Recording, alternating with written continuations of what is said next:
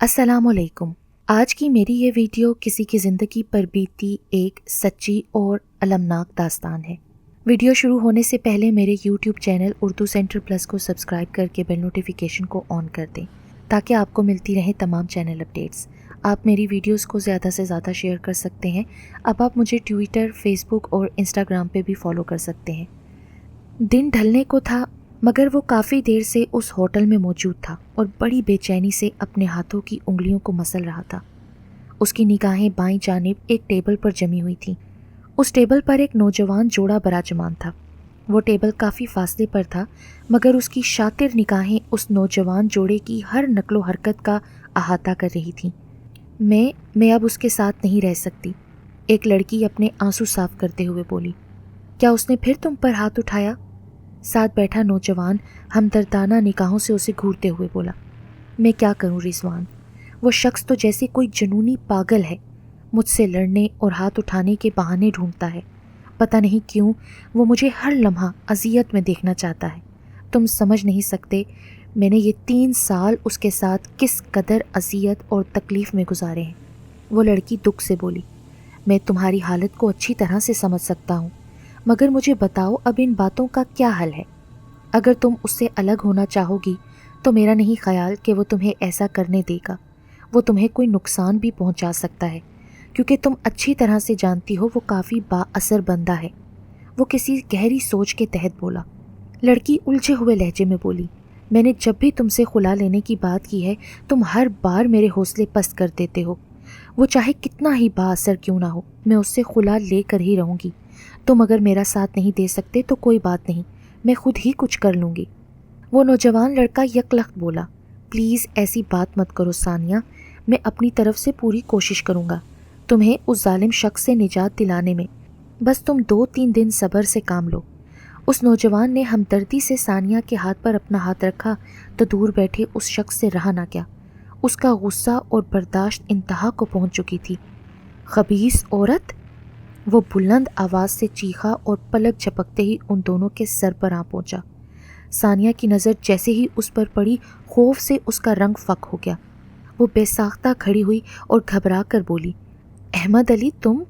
अहमद अली ने नफ़रत भरी निगाहों से उसे देखा और एक ज़ोरदार थप्पड़ उसके गाल पर रसीद किया। वो नौजवान उसे रोकने के लिए आगे बढ़ा तो उस नौजवान को गिरीबान से पकड़कर पूरी कुव्वत से मुक्का उसके जबड़े पर उसने दे मारा। पहले ही वार में वो नौजवान अपना तवाज़न खो बैठा और ज़मीन पर आन गिरा। अहमद अली किसी खून आशाम भेड़िए की तरह नौजवान पर झपटा और उसके ऊपर सवार होकर मुसलसल उसे पीटने लगा।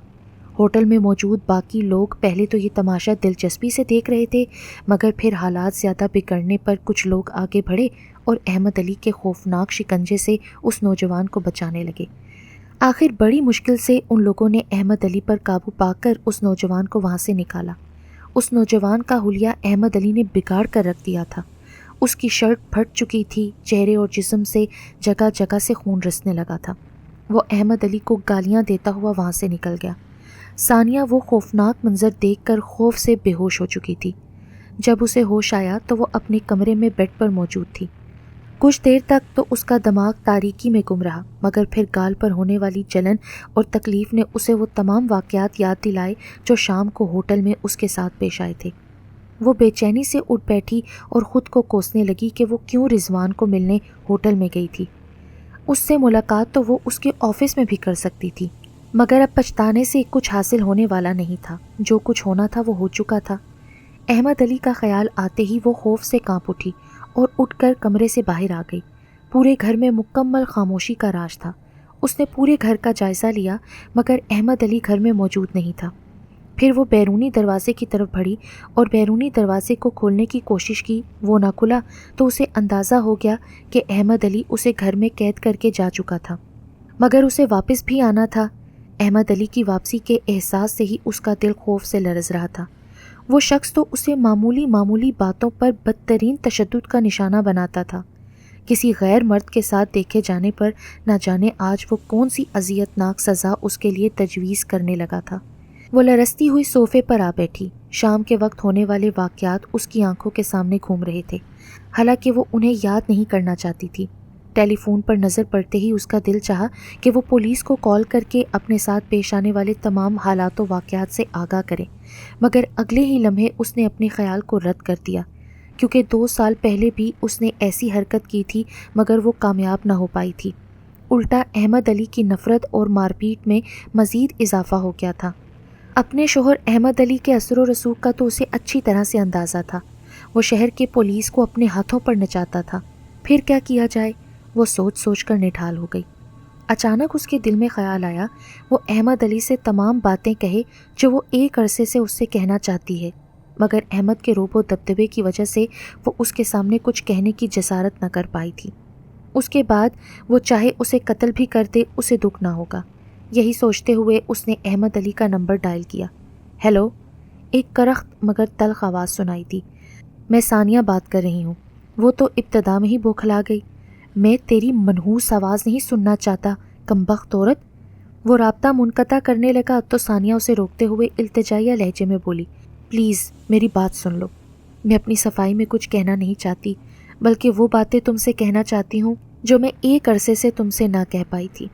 احمد علی نے نہ جانے کیا سوچتے ہوئے اس کی بات سننے کا فیصلہ کرتے ہوئے کہا، بول۔ ثانیہ اپنی پوری ہمت یکجا کرتے ہوئے بولی، میں جانتی ہوں جو کچھ ہوا اس کے بعد تمہارا غصہ میری جان لے کر ہی ٹھنڈا ہوگا، مگر اس سے پہلے میں اپنے دل کی ہر بات تم سے کہہ دینا چاہتی ہوں۔ تم خود ہی بتاؤ، وہ لڑکی جو اپنے لالچی باپ کے چنگل سے نکل کر ایک ایسے شخص کی پناہ میں آئی جس پر اسے یقین تھا کہ وہ شخص اسے چاہے گا، اسے وہ محبت اور توجہ دے گا جس کی وہ برسوں سے منتظر تھی، مگر اس شخص کی طرف سے نفرت، دھتکار اور مسلسل مار پیٹ کے بعد وہ کیا کرے گی؟ راہ فرار اختیار کرنا ان حالات میں اس کا حق ہے۔ میں وہی بد نصیب لڑکی ہوں۔ میں کیا کرتی؟ تم نے میری زندگی کو ایک مسلسل نہ ختم ہونے والا عذاب بنا کر رکھ دیا تھا۔ بغاوت ہر وہ شخص کرنے لگتا ہے جس کے ارمانوں کا خون کیا جائے، جس کے ساتھ جانوروں سے بھی بدتر سلوک کیا جائے۔ تم نے مجھے کیا دیا سوائے نفرت، غصے اور مار پیٹ کے؟ میں کیا کرتی ان حالات میں؟ مجھے کسی ایسے سہارے کی ضرورت تھی جو مجھے ان بدترین حالات سے نکال سکے۔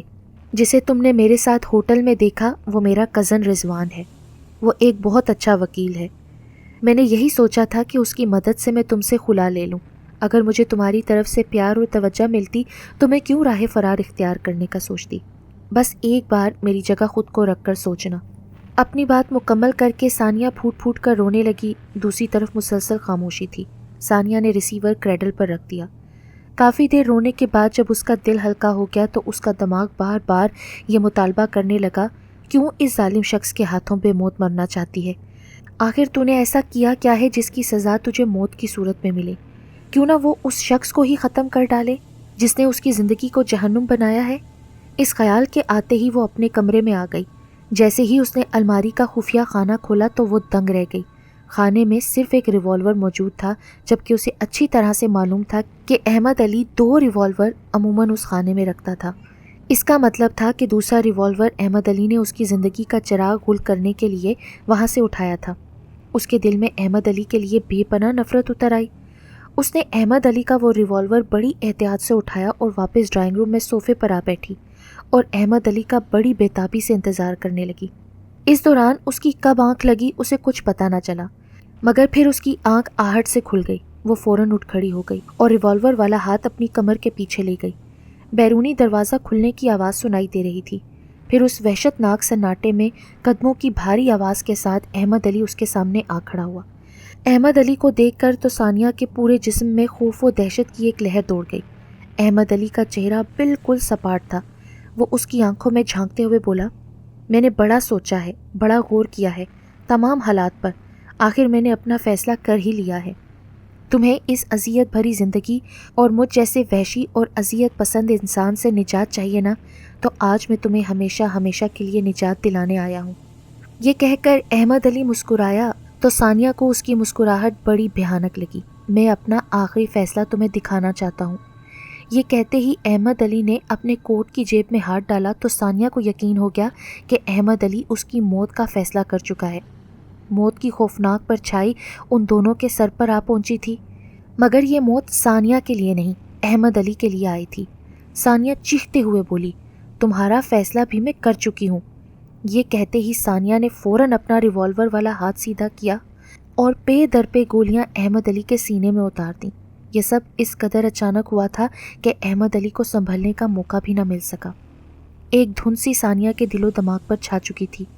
کسی بھی بے ضرر انسان کے لیے کسی دوسرے انسان کی جان لینا اتنا آسان نہیں ہوتا، خواہ دوسرا انسان کتنا ہی بڑا دشمن کیوں نہ ہو۔ ثانیہ تو جیسے سکتے میں آ گئی۔ جب اس کے حواس بحال ہوئے تو اس نے دیکھا احمد علی زمین پر خون میں لت پت پڑا تھا۔ اس کی کھلی ہوئی بے جان آنکھوں میں بے پناہ حیرت تھی۔ وہ آہستہ آہستہ قدم اٹھاتی ہوئی احمد کی لاش کے قریب آئی اور بغور اس کا جائزہ لینے لگی۔ اپنے آپ پر وہ کس قدر غرور کرتا تھا، آج کیسے اس کے سامنے بے بس پڑا تھا۔ ثانیہ حقارت سے اس کی لاش کو دیکھنے لگی۔ دفتن اس کی نگاہ احمد علی کے اس ہاتھ پر پڑی جسے اس نے آخری فیصلہ سنانے کا کہہ کر اپنی جیب میں ڈالا تھا۔ وہ حیرت زدہ رہ گئی۔ اس کے ہاتھ میں ایک خط اور چھوٹی سی ڈبیا موجود تھی۔ ثانیہ نے جھک کر وہ دونوں خون آلود چیزیں اٹھائیں اور کپکپاتے ہوئے ہاتھوں سے وہ خط پڑھنے لگی۔ پیاری ثانیہ، مجھے وقت نے اتنا زیادہ بے حس اور تلخ بنا دیا ہے کہ میں یہ الفاظ تم سے تمہارے سامنے نہ کہہ پاؤں گا، اس لیے اس خط کا سہارا لیا ہے۔ تم نے مجھے کہا تھا کہ میں خود کو تمہاری جگہ رکھ کر سوچوں، میں ان حالات میں ہوتا تو کیا کرتا، تو تم بھی ذرا انصاف کرو اور خود کو میری جگہ رکھ کر سوچو کہ تم ان حالات سے دو چار ہوتی تو کیا کرتی جن سے میں گزرا ہوں۔ میں 8 سال کا تھا جب میری سگی ماں اپنے آشنا کے ساتھ فرار ہو گئی تھی۔ میں بتا نہیں سکتا کہ اس چیز نے میرے دماغ پر کس قدر برا اثر ڈالا تھا۔ پھر میرے باپ نے دوسری شادی کر لی۔ سوتیلی ماں نے مجھے جس قدر اذیت اور تشدد سے دوچار کیا تھا وہ بیان سے باہر ہے۔ میرے بدن پر آج بھی اس کی گرم سلاخوں کے نشان موجود ہیں۔ اس عورت کی اپنی اولاد نہیں تھی، شاید اس لیے وہ اس قدر شفاق تھی۔ سگی ماں کے بھاگنے کے بعد میرا باپ بھی مجھ سے نفرت کرتا تھا۔ سوتیلی ماں کی باتوں میں آ کر مجھے تشدد کا نشانہ بناتا تھا۔